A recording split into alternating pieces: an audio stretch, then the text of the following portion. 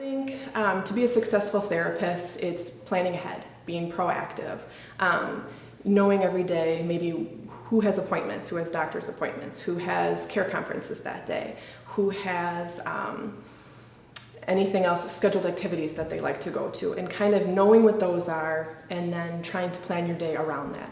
Or if you have some scheduled patients, kind of having them, in the mix, and then again, trying to kind of fit every other therapist around that.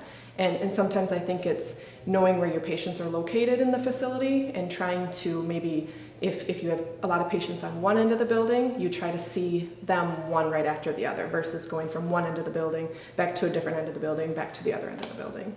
So trying to minimize the amount of time you're walking from one end of the building to another.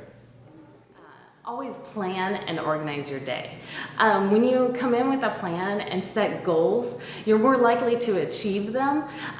So the first thing is, looking at your schedule, planning out the day, what patients like to get done early.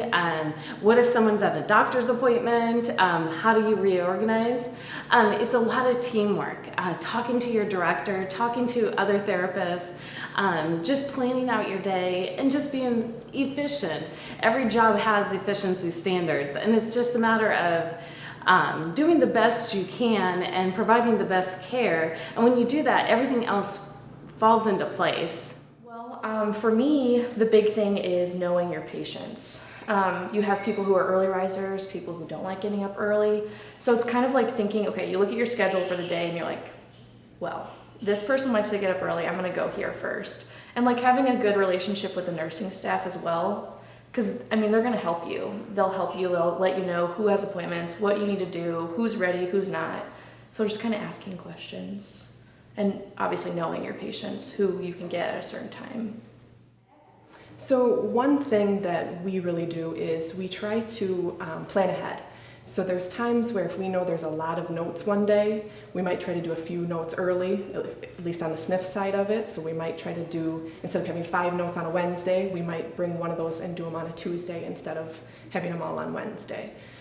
Another thing we do is we have assistants that do a lot of the treating, the daily treating more consistently.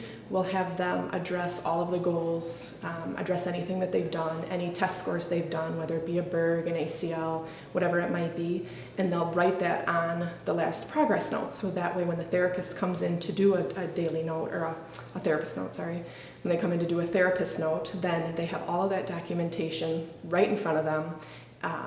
They still have to page through a little bit maybe to find a few things, but at least most of the documentation and the information that they need to complete the note is right there in front of them.